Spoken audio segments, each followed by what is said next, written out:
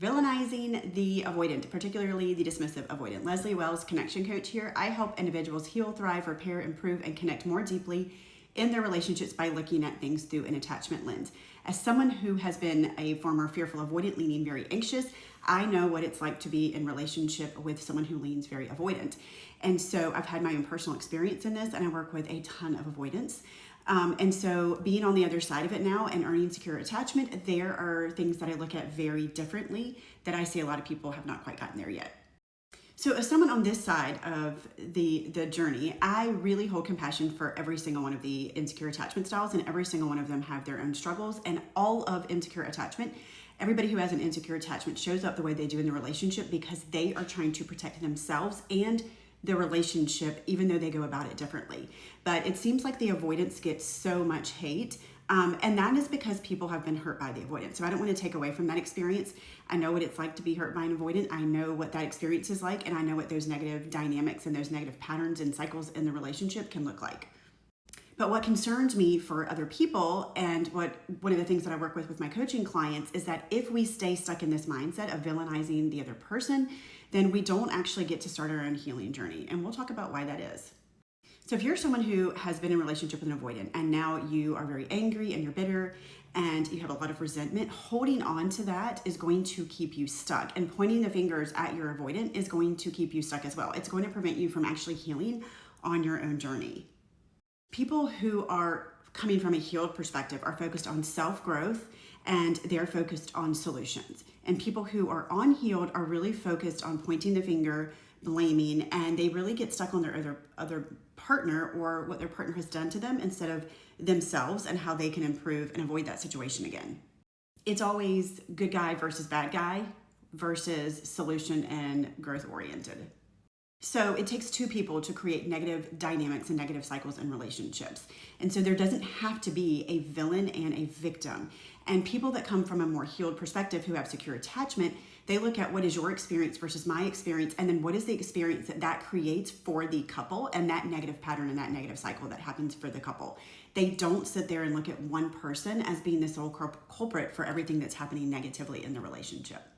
And as someone who has been in abusive relationships and someone who works with people who have been in very bad relationships, there's always something that we can learn from it, that we don't point the finger at the other person. If we're pointing the finger at the other person, we're missing where we need to do work to have more secure relationships. Even if you've been in a relationship with a narcissistic person or an abusive person, there's questions that you can ask to take accountability so you never find yourself in that situation again.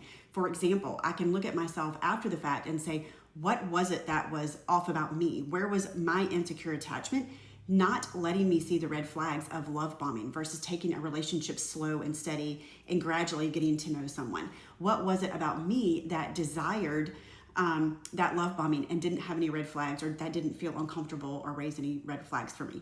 What was it about me that allowed myself to be devalued that first time and not speak up for myself? And I realize that this is a gradual, slow process that happens in these relationships. But if we can't look at ourselves and take some accountability and change that, we can never change the other person or change other people. But if we can't look internally and get past the blame shifting to look at any way that we've contributed to even our relationship to ourselves, then we're not going to do better next time. And if we're going to be healed and stay healed, then we need to be able to examine the parts of ourselves that attracted certain things to begin with. For example, a lot of fearful avoidants end up in relationships with people who are abusive or narcissistic or extreme avoidants, often the dismissive avoidant. If we're unable to be self-reflective and all of our blame and all of our accusations are on the other person, then we're not able to actually improve our attachment and earn security so that we can actually avoid those things in the future. Again, no one is to blame. We're just looking at all aspects of the relationship. If there's blame involved, there's still unhealed parts that need to be examined. That doesn't mean you can't go through cycles in your healing process where you're not angry and you grieve and you allow that anger to come up for what the other person has done to you. But you can't stay stuck there. So the other thing is, all attachment is on a spectrum. It is no two insecure attached people are exactly the same. It's on a spectrum. So you cannot just hate on all avoidance, because you can't have that black and white thinking if you're coming from a healed perspective. You understand that people really go on a spectrum, and there's some avoidance that it doesn't come up often, and they're not very bad, and they're not doing a whole lot of harm. And you also have to understand that the harm that they may be doing may be a response to something that their partner is doing that they feel is harmful. A lot of times I see the anxiously attached person that's like, it can't be me that created any of the dynamics in the relationship. I poured into the relationship. I gave of myself. I was selfless. And that can be true. But that doesn't mean that you didn't play any role. If we have a negative cycle, the anxiously attached individual will do behaviors that threaten the safety of the avoidant. And so they can also look at you and say, well, you were doing this, this, and this. You weren't honoring my need for space. You weren't honoring my needs and my boundaries around vulnerability and that taking time and that needing to feel safe for me first. Or you weren't honoring my need for peace when you constantly came at me with protest behaviors. The anxiously attached individual has a hard time looking at themselves and saying, I played a role, and it takes me doing things in the relationship to be able to create these negative cycles. They tend to walk away thinking, well, if I poured into the relationship and I carried it, then it can't be me. And that's just not true. It can still be you contributing. We both contribute. Every partner contributes to the negative cycles. It doesn't exist without the two people and their insecure attachment that shows up and creates that negative cycle. And those patterns are repeated over and over and over again throughout the relationship, no matter what the actual fight is about. You have to shift that mindset from, well, they have to be the bad guy. If I tried this hard in the relationship and I feel this deeply, this much pain, then it has to be them.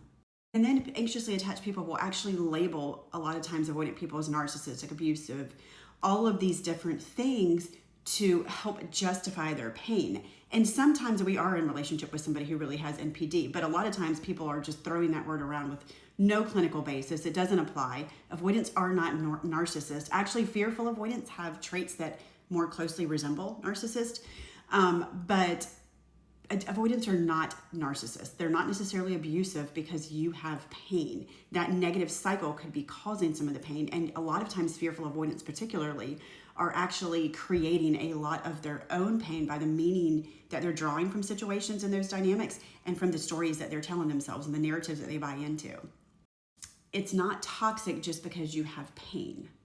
So a more healthy mindset is, it is our own insecure attachments, our own triggers, our own wounds, our own protest behaviors that show up in the negative relationship dynamics, those cycles that we get stuck in over and over again that are causing the pain. It doesn't have to all be attributed to the other person and them being a bad, toxic, abusive, terrible person. A healthy, more secure mindset is we both didn't have the tools right then and we both were showing up in our insecure attachment and our wounds and going into trauma responses that then created more damage to the relationship.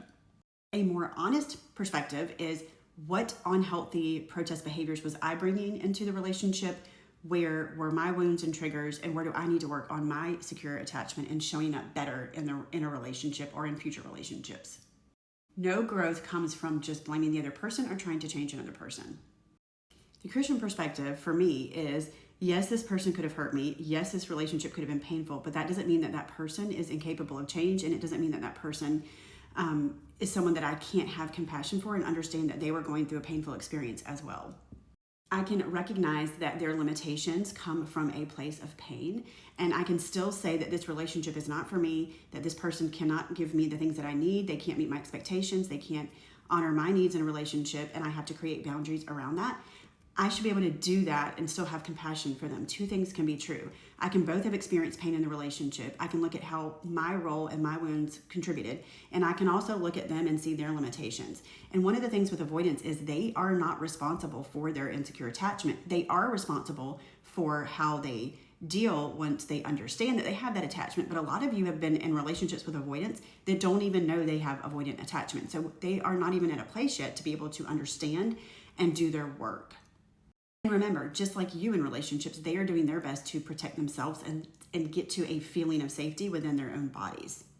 And we can't judge everyone else's timeline. We don't get to say, hey, this person should be getting healed right now, because we don't get to do our own healing until we get to a place where it's painful enough or we decide to do it. No one gets to judge our timeline or tell us when we're supposed to get our healing. That's an individual journey that we each have to take.